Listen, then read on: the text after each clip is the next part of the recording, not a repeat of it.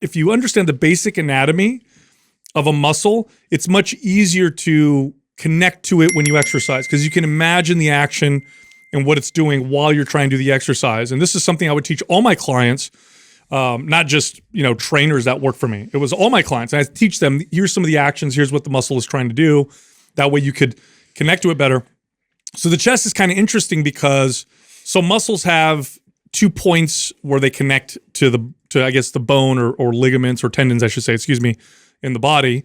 So they're called the insertion and origin. We're not going to get stuck in the weeds here, but for the sake of this particular show, the chest attaches somewhere here in the humerus, in the upper arm, and then it kind of fans out and attaches all along the sternum here. Okay, so it's like this muscle that it attaches at one point, then it spreads out and has all these attachment points here in the sternum. And really the action of the chest is to what they would say is horizontal adduction of the humerus. So to put that into layman's terms, it's taking your arm and bringing it to the center of your body in this kind of horizontal position.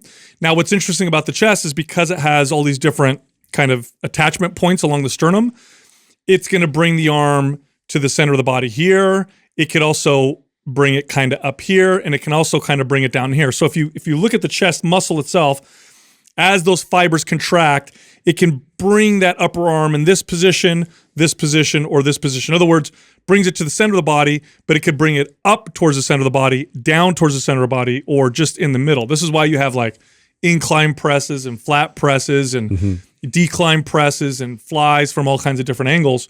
It's because of that all those attachments along the sternum. Would you say because of that, it's one of the few muscles that where angles really make a big difference? Yeah, because there's multiple points, to consider, so that way it actually like makes sense. Right, because you see people manipulate angles, or especially in the bodybuilding community. That's a big popular thing, is to manipulate a lot of different angles and positions. And this is the muscle that I think it makes the biggest difference because of the way it's attached. You could really shape, like your biceps, once they develop. And it's really hard it's almost impossible, I would say, to develop one part of the bicep over the other. And to my point, no matter where you position your elbow to do a bicep curl, it's relatively the same. Yes. As if you were to do that. Yes, you can change where the tension is placed. Which is valuable. Which has got value in varying the exercise, but you're not actually going to develop the muscle differently based off that. You're not target developing it. Like with the chest, I could literally target develop my upper chest or the mid chest or the lower chest, more so than most other muscles because of these attachments, which makes it very unique. Very unique, right? And now think of it this way: it's like if your muscle fibers run like this, so they're straight across. When they squeeze and contract, they pull both ends together. So if they run diagonally, when they pull together, they pull in this direction. If they're diagonal in another direction, that's the direction they're pulling. So always think of the muscle fibers as these lines. Imagine like strings. And when they squeeze, they pull both ends of the strings together. That'll help you understand the function of the chest when you do exercises like presses and flies. Like, what is the chest doing in this exercise versus shoulders and triceps or even biceps? Like, what is the chest doing in this movement? And then can I focus on that part of the movement to feel the chest more?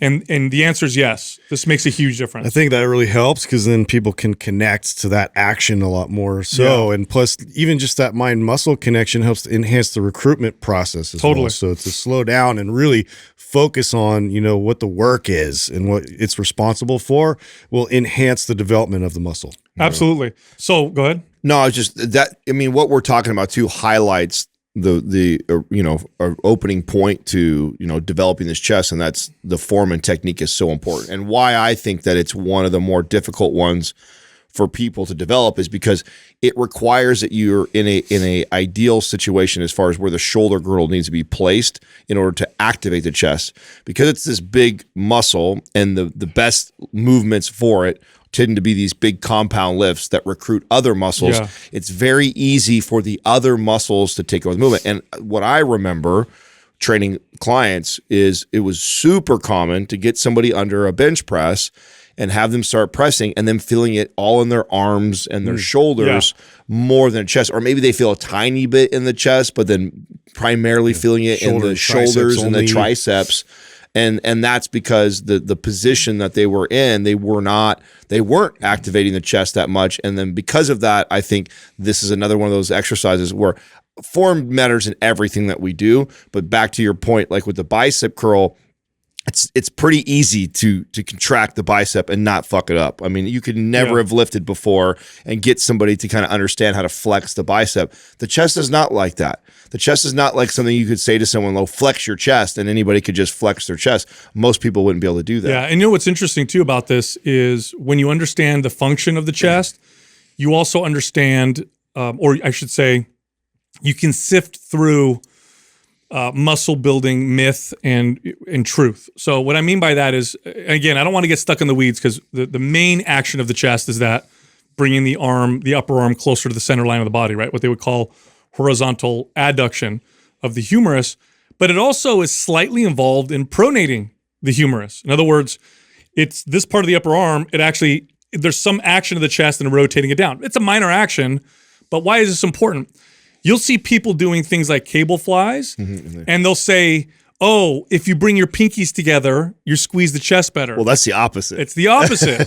That's not true. What they're feeling is that they're pushing their arms into their chest and squeezing their and chest. kind of squeezing it together manually, not that the action of the chest is actually increased. The reality is, if you were to rotate your hands at all, which doesn't really make that big of a difference, but if you were, it would be pronating them, where you bring them down, not where the pinkies are facing in, and that'll increase the activation of the chest. If you didn't know the action of the chest, though, you wouldn't know any better. I actually think that actually is pretty valuable, just because how valuable it is to really learn to connect to a muscle at the end ranges of motion, both at the full contraction and then the fully stretched position. So I do find that when you're doing like a cable fly, that ability to rotate in helps you get that full squeeze there. And I would like to teach someone that squeeze and then hold there for a few seconds to really connect to the chest and then open back up in the stretch position. Yeah, and I know it's not as popular in the bodybuilding setting, but I'm always looking for those little elements of rotation just from a functional perspective of being able to keep the shoulder healthy in its